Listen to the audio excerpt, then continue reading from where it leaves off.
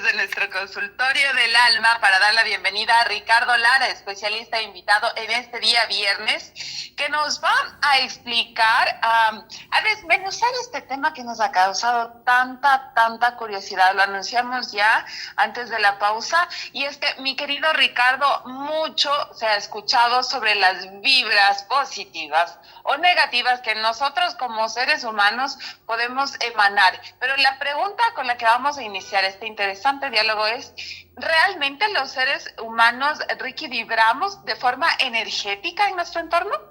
¿Cómo está? Muy buenos días, estimada María José. Muchas gracias nuevamente por la invitación. Siempre es un gusto estar por acá. Y claro que sí, mira, podríamos hablar desde diferentes puntos de vista, desde un punto de vista científico, desde un punto de vista holístico, que en realidad existe este aspecto, ¿no? Como tú sabes, el átomo tiene partículas que giran alrededor del núcleo, ¿no es cierto? Y eso genera una frecuencia, y esa frecuencia a su vez genera un sonido. Ese sonido puede ser audible para ciertas personas o animales o lo que sea, pero ese es, desde un punto de vista científico podríamos ir observando que sí existe un nivel de energía. Como tú sabes, todo está en movimiento, y tanto desde los principios físicos como de, si quisiéramos hablar ya de un tema un poco más holístico, existen los principios herméticos, donde uno de ellos es el principio de vibración justamente. Entonces todo está en movimiento y todo genera un tipo y un nivel de energía. Ujú. Me encanta saber que primero hay una base científica, física, muy real. Así sucede. Ahora vamos a hablar desde la parte holística, mi querido Ricardo, esa parte que a veces no comprendemos muy bien, sobre todo porque no entendemos la magnitud y el impacto que nuestra fuerza, nuestra energía como seres humanos tiene. Ahora refirámonos a ese lado, a esa parte. Claro, mira, desde lo más básico, por ejemplo, desde el nombre tuyo, por ejemplo, tu nombre tiene un sonido, ¿no es cierto? Se escucha así, María Ujú. José, entonces tiene un sonido, una vibración. Entonces, desde la parte más básica, que es el nombre, ya estamos generando un tipo de energía. Ahora, si vamos mucho más profundo, que son la parte de las emociones, de los sentimientos, de cómo me siento, genera una frecuencia que incluso puede ser medida, ya, incluso puede ser hasta fotografiada. Ahora ya, como tú sabes, la ciencia ha avanzado tanto. Las cámaras Kirlian toman ese haz de luz fotovoltaico que genera nuestro cuerpo y genera un tipo de energía. Lógicamente eso va cambiando los colores de acuerdo a tus emociones, de acuerdo a cómo te sientes, de acuerdo a si tienes una ira, si te fue mal en el día, lo que sea. Entonces sí existe este tema energético. Y claro, desde un punto de vista ya más en el diario vivir, y esto es un tema que todo el mundo lo ha comentado, a veces te vas a un lugar y sientes como que mala energía, a veces te vas y dices, bueno, esta persona no tiene como muy buena energía. Es como que de una otra manera el ser humano sí siente eso, ¿no? Entonces no está alejado de la realidad, o sea, tiene su base científica que es importante entenderla, pero es nuestro entorno. Y lógicamente los estados emocionales que en algún momento hablamos, por ejemplo, de la tristeza, de la ira, del rencor de cualquiera. Y cuando tú estés conversando con una persona, es como que también te debilitas y te quedas como cansado, como que te chuparon algo, como que te absorbieron. Entonces también existe este, diríamos entre comillas, como vampirismo energético, acerca de este tema de las vibraciones. Es real, pasa, sucede, y incluso hasta doctores lo saben, ¿no?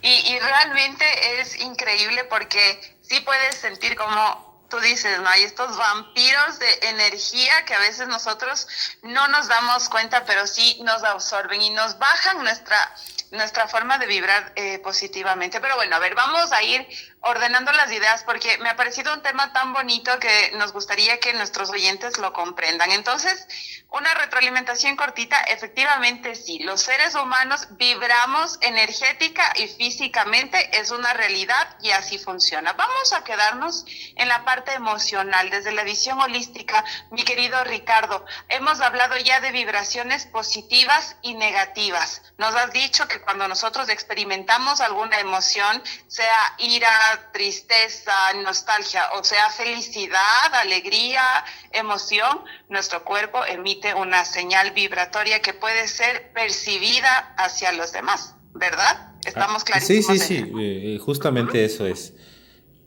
Entonces, ¿cómo entender esta parte que ahora muchas cosas escuchamos ahora, muchos conceptos han tomado fuerza ahora, sobre todo creo que en la pandemia que hubo bastante tiempo para que la gente realice un trabajo interno. Pero ahora yo escucho a mucha gente que dice, tienes que vibrar alto, tienes que vibrar súper arriba para que todas las cosas buenas te pasen. Y uno se queda como, a ver, ¿qué es eso de vibrar alto? ¿O cómo yo puedo vibrar más duro, mejor? A ver, no entendemos. ¿De qué trata esta vibración alta a la que todos deberíamos propender? Claro, yo siento que, bueno, y con la ola que tú dices de la nueva era, del despertar de la conciencia, siento que se refiere mucho a tu nivel de conciencia, a tu nivel de alegría, por ejemplo. Si tú estás triste, lógicamente estás vibrando bajo. Si estás alegre, puedes transmitir esa alegría a otra persona. Si tú estás enfocado, ¿no? Lo que yo siempre digo, o sea, si realmente estás enfocado en lo que quieres hacer, entonces sí, o sea, cada cosita que tú vayas generando en tu diario vivir, te permite vibrar más alto o vibrar más bajo. Si tú te conectas con la venganza, con el odio, con el rencor y todo eso, siempre vas a estar vibrando bajo. Ahora, hay otros temas también importantes que podrían ser, valga la redundancia, importantes de hablar. Por ejemplo, si tú le haces sentir mal a una persona, ¿no? Y le dices, no, es que tú no eres bueno para esto, lo que sea, también. Primero tú estás vibrando bajo y estás contribuyendo, estás haciéndole sentir culpable, estás haciéndole sentir mal y estás haciendo que el proceso eh, del contexto del centro de gravedad que están viviendo en ese momento también sea muy bajo. Y por eso es que no solo importa lo que nosotros hagamos personalmente, sino lo que siempre hablamos. Y algunos autores lo comentan que es el inconsciente colectivo. O sea, si todos en el tema de la pandemia, como tú dijiste, entonces todos estábamos con miedo, que ya me coge el virus, que ya viene este tema, entonces es como que era más propenso a que te pase. Y a eso es a lo que se refiere en vibrar alto. Cuando tú vibras alto, es imposible que alguna enfermedad, que algún virus, que algún aspecto te llegue, porque estás en ese proceso. Es esa luz que tú emites, como te digo, que podría ser medida desde un punto de vista científico, pero que incluso de un punto de vista religiosos, cuando el Maestro Jesús ha hablado, cuando Buda ha hablado, es esa aura y una armadura protectora que te impide que aspectos negativos te lleguen, ¿no? Ajá. Bueno, hemos comprendido entonces vibración alta cuando nosotros experimentamos emociones ligadas a la calma, a la alegría, a la satisfacción, a la felicidad. Las vibras bajas cuando se liga ya pues a emociones ira, tristeza, culpa, etcétera. Eso nos queda clarísimo. Aquí no segmentamos a las emociones por buenas o malas, sino por cómo nos podrían hacer sentir y cómo se podrían visibilizar. Pero yo te pregunto, Ricky, suena así como súper entendible, ¿no? Cuando vibramos alto, cuando vibramos bajo. Y hemos entendido también que cuando una persona vibra bajito, o sea, se conecta mucho con estas emociones que no son nada satisfactorias experimentarlas, al menos que exista alguien que disfrute estar enojado, o tener ira o estar triste, que dudo mucho eso. Entendemos que podemos ser más propensos a experimentar otro tipo de episodios que vayan aumentando esta vibración negativa o nos mantengan en ella. ¿Cómo hacemos entonces para que, a pesar de las normales vicisitudes y cosas que nos pasan, nuestra vibra energética, nuestra vibración personal se mantenga elevada, se mantenga alta? Claro, creo que un punto importante antes de eso que se me había olvidado es el tema de que la gente no se conecte con el aspecto de que no hay que tener iras. O sea, siempre vamos a tener iras, pero depende cómo tú transformes esas iras y cómo la manifiestes. Entonces, no es reprimir la emoción, decir, no, todo amor y paz, no. O sea, siempre vamos a sentir cosas y la idea es cómo tú respondes a esos estímulos. Ese es el primer punto. El segundo punto es, así mismo te voy a hablar súper sencillito. Cuando tú quieres afinar un instrumento musical o cuando hay estos diapasones, entonces tú le tocas este sonidito y tiende a igualarse ese sonido para afinar. Entonces, existe una ley en el universo que se llama ley de afinidad vibratoria y eso hace que tu estado de conciencia se interrelacione con las otras personas y eso hace que las personas también empiecen a vibrar alto, ¿no? Es como te decía, cuando el Maestro Jesús de pronto hablaba, las personas a veces ni le entendían, pero solo por el hecho de estar ahí cerca ya les hacía sentir bien, ya les hacía sanar, a eso me refiero. Entonces, ¿cómo trabajarlas? Pues lógicamente tener un poquito de cada cosita, ¿no es cierto? Contribuir un poquito al tema de la emoción, contribuir, como lo te decía la otra vez, contribuir un poquito a tus respiraciones, hacer respiraciones conscientes, contribuir un poquito a lo que tú creas, a la oración, a la meditación, a la introspección, contribuir un poquito a la alimentación, cómo te estás alimentando. Como te dije la otra vez, no todo lo que comemos es un alimento, sino todo lo que llega al ser humano. Lógicamente contribuir a las emociones. Si tú le vas poniendo un poquito, aunque sea 10%, 1% a cada cosita en tu vida, siempre vas a vibrar alto.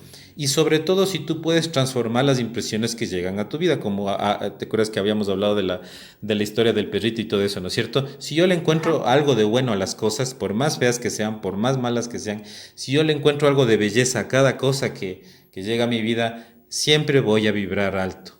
Y siempre voy a ayudar a que el mundo vibre alto. O sea, si yo sano, como decíamos, el mundo sana. O sea, no hay otra manera de cambiar esto y es el único aspecto en el que podríamos cambiar esta realidad. Ujú. Ricky, algo que pasa también en nuestra cotidianidad y vuelvo quizás a atar a la pregunta anterior, recibimos una mala noticia, me diagnostican una enfermedad complicada para la que yo no estaba lista y conozco mucha gente que se alista para el peor escenario.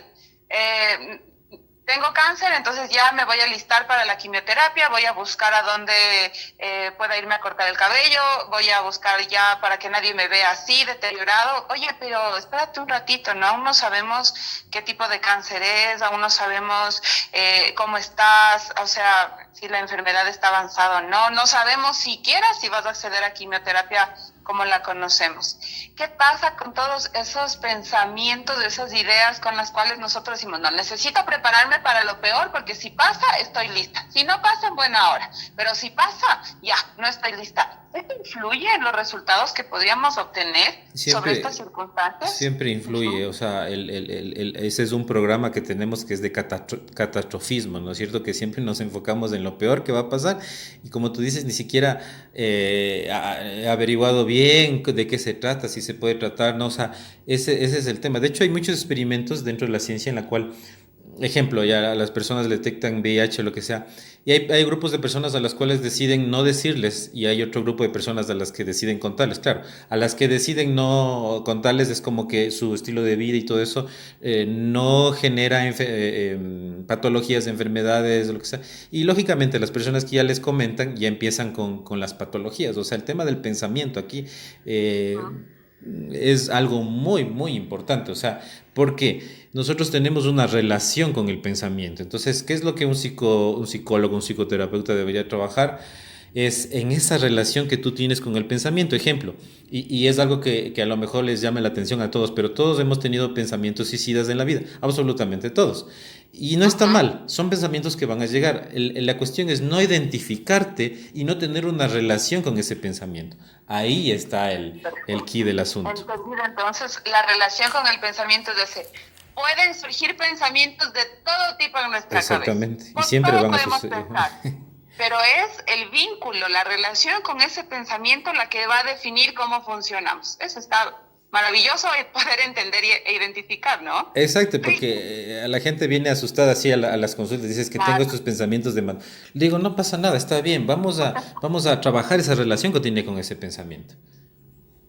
Maravilloso, qué importante y un punto clarísimo que todos deberíamos, a todos quienes nos gusta hacer terapias y acudir a este tipo de herramientas, pues maravilloso, esto me parece súper útil, identificar el tipo de relación que yo genero con aquel pensamiento que puedo tener, que soy libre de experimentar, pero que puedo elegir cortar esa relación o no fortalecerla. Nos quedan apenas 2 minutitos, mi querido Ricky, y a mí me parece también muy interesante que podamos hablar de estos vampiros energéticos que tanto nos absorben a ratos, cómo los identificamos y cómo establecemos una relación, no sé si saludable con ellos, si se puede, o qué es lo que debemos hacer cuando identificamos a alguien así.